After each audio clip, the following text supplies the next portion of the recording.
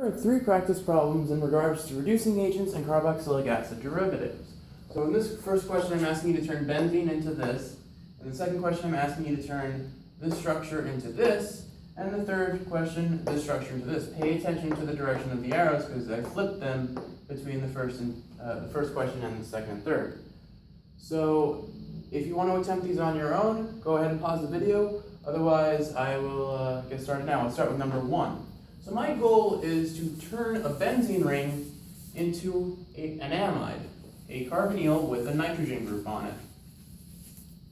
And so remember, whenever you're working with structures that are derivative of carboxylic acid, meaning a C double bond O and then something that's more electronegative than carbon, like nitrogen or oxygen or chlorine or any other halogen single bonded to that carbon, those are all carboxylic acid derivatives, but your goal is always in a synthesis to turn those back into a carboxylic acid, because carboxylic acid is much easier to work with than the amide or the acyl halide or the ester, at least in most cases. So I want to do this. I need a reaction that will turn a carboxylic acid into an amide going forward. Remember, we're trying to end here, so my arrow is pointing to this, and so I'm going backwards to a carboxylic acid. So what turns a carboxylic acid going forward into an amide? Well, it's going to be the nitrogen group sticking off of that carbonyl, so nitrogen. That nitrogen, now I need to put whatever's on that nitrogen onto this nitrogen, so one hydrogen, one methyl, and then I'm just going to add one more hydrogen so that nitrogen is neutral. So this would be NH2CH3. And then I also need DCC, because the purpose of DCC is to make this OH into a good leaving group, and then this group can replace it. You could also do this another route with 2 steps by turning that OH first into an acyl halide, or in this case a chlorine, by using SOCl2, which would give you a benzene ring with the carbonyl, but now this is a chlorine. There's the good leaving group we need, and then I could use this thing over the arrow to turn this into that. So I would have this, and then over this arrow, I would just have the H2 and CH3. So DCC has the same purpose as SOCl2, it's just SOCl2 actually has an intermediate before we bring in the nitrogen. DCC you don't have to worry about any mechanisms with. Either way, now we're back at a carboxylic acid, and I need to turn this into a benzene. Now there are 2 ways of doing this. There's the way that you've seen more if you've looked at the past examples, where we turn this into just an OH and then start cutting with that. And that route would be, well, what turns... Remember, we're ending with a carboxylic acid, so here's my benzene. And I want to turn this into an OH. Because if I have an OH on a carbon, I can cut. Well, what turns an OH into a carboxylic acid going forward? Jones reagent, the H2CrO4 reaction. And now I can just cut that carbon bond by using that alkyl lithium reaction because I have the OH. So I label this carbon A, I label this carbon B, and that's the bond I'm going to cut. So I have my benzene, I have the bond that I'm cutting, and the OH. So I'm going to erase the bond that I'm cutting. The bond that has the OH, you erase the hydrogen of that oxygen and make it a double bond O. And then on the carbon that was part of that bond, carbon B, which didn't have the OH, that gets lithium attached. Okay? So this carbonyl is done with, I'm just going to write it plus double bond O, carbon HH. And don't forget to write plus step 2 H plus over the arrow. Now I just need to turn a benzene with a lithium backwards into a regular old benzene. Well, the only thing that ever puts lithium onto anything is lithium over the arrow, and what that would give you is a benzene with a bromine on it. And now we know a way of putting bromines onto benzene. We learned that for the very first exam. That is the reaction. So I'm just going to draw this down here so I have a little more space. So I have this right now, a benzene with a bromine on it, and I just want to turn that benzene, or I want to turn that back into a regular benzene. So what reaction going in this direction puts a bromine onto the benzene? Br2 with FeBr3. And so that would be your synthesis. Now there's another way you could have could have skipped a couple steps when you were at this point. So I'm going to go back to this real quick and talk about an alternative route. It turns out you can actually cut using that alkylithium method with carboxylic acid as well. Because remember what that alkylithium does. It takes something that started with a carbonyl and turns it into an OH with however many carbons you attached.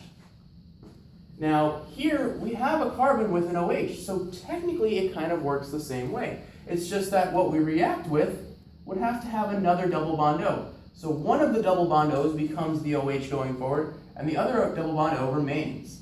So by that, all I'm saying is, kind of what we were doing before, the carbon of the carboxylic acid you will label A, and the single bonded carbon next door to it, you label B.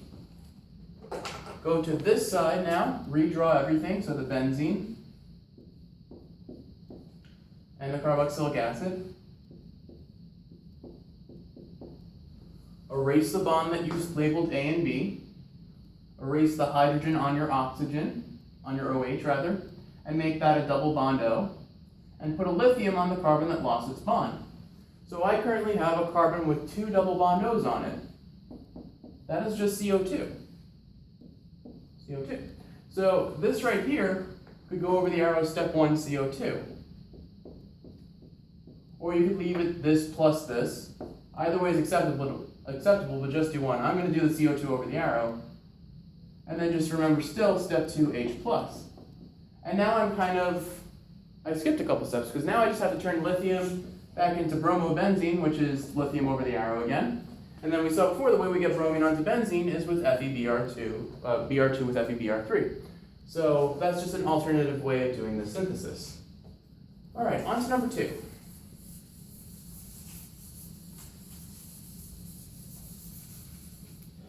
So number 2, we had a 6-membered ring with an OH over here, and we had an ester over here, OCH3. I believe that was the question I came up with. And this started out as an aldehyde, and I wanted to turn this into the ester.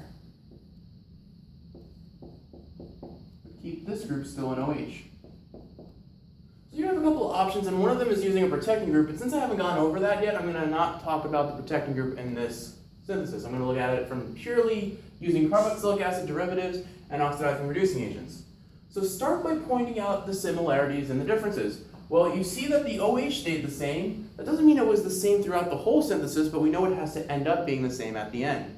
And right here we have an ester.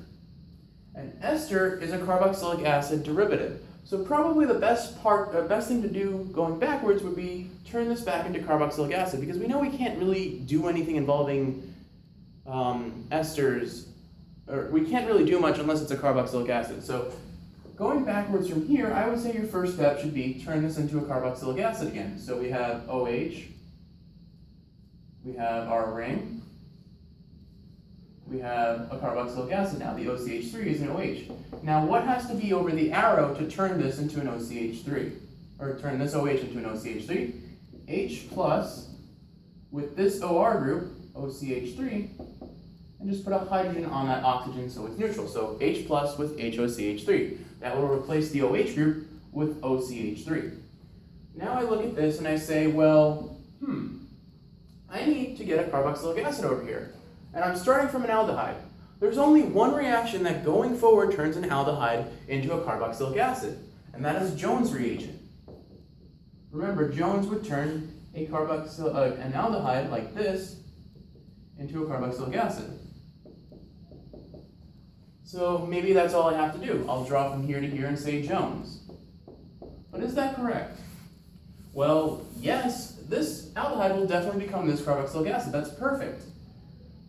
But what about this OH? Would the OH stay untouched? It wouldn't. These reducing and oxidizing agents will react with every single thing they can touch if you have them over the arrow.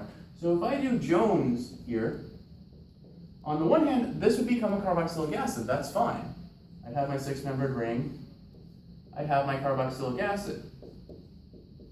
But I would also end up getting an oxidized OH, a carbonyl. Now, why didn't this become a carboxylic acid? Well, remember, Oxidation and reduction are a stepwise process. You start at an OH and the next oxidized level is a C double bond O. And one further than that is carboxylic acid. But if you can't fit the bonds of a carboxylic acid, you're only going to stop at the most oxidized point you can get, which in this case is a double bond O.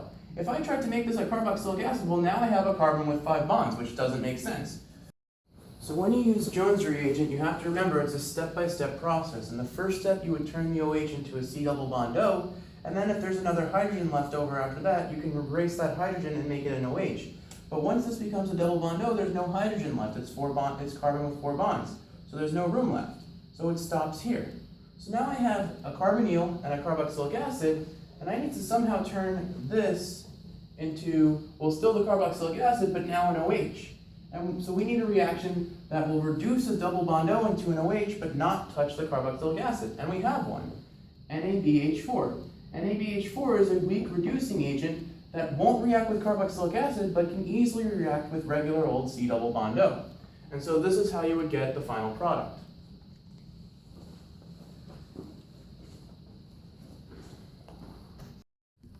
Number 3, you can actually solve in only one step. Because if you go back to that chart, let's worry about the C triple bond N for later. Let's just focus on the ester. There's a way to turn an ester directly into an aldehyde, and that is by using dival H. And we said before, aside from carboxylic acid, dival H converts almost every other carboxylic acid derivative into an aldehyde. So if this carbon right here is this carbon right here, well, that side's good. But what about the C triple bond N? Well, C triple bond N is actually considered a derivative of carboxylic acid as well. It's a carbon that has 3 bonds to something that is more electronegative than the carbon itself, in this case nitrogen. But if we think about it, a carboxylic acid is, well, this carbon is bonded to an oxygen twice and then a third bond to an oxygen over here. All 3 of those oxygens are more electronegative than carbon, so it's considered in the same vein as carboxylic acid. This is C triple bond and is considered a derivative of carboxylic acid. And as it turns out, when you treat this with dival H, you will in fact get a carboxylic acid. Or, sorry, not a carboxylic acid, an aldehyde. And so dival H is the only thing over the arrow you need to solve number 3. But I want to go through a slightly more complex method just so you are aware of it. There's another way of doing this. It takes a couple more steps, but it's kind of the same idea. And that is using H3O positive. What would H3O positive do to both of these groups? Well, we said before that the way we convert an ester into a carboxylic acid is either by using OH minus and H plus, or we can just use H3O positive. So this carbonyl carbon right here will now be converted from an ester to a carboxylic acid. And then I have 2, and then I have the C from the C triple bond N. But what does H3O positive do to C triple bond N? It actually turns C triple bond N into a carboxylic acid as well. So the way you turn C triple bond N into a carboxylic acid is you use H3O positive. So this carbon right here is this carbon right here. And now I need to turn 2 carboxylic acids into 2 aldehydes. Could I use dival H now? Remember, dival H does not react with carboxylic acids because it only has 1 hydrogen to give. It'll only ever go for the acidic hydrogens. So this route right here, this part would not work. So we need to think of a different route. How can we turn a carboxylic acid into something that can become an aldehyde? Well, unfortunately, since there's no direct way, you have to turn the carboxylic acids into something less substantial. You need to turn them into OHs. Because while we can't turn carboxylic acids into aldehydes, we can reduce them fully to an OH and then oxidize that OH to a double bond O. And the only thing that we taught that reduces carboxylic acid to an OH is LiAlH4. And so that will turn both of those carboxylic acids now into alcohols. And now I can turn those 2 alcohols into 2 aldehydes by using a weak reducing agent, PCC.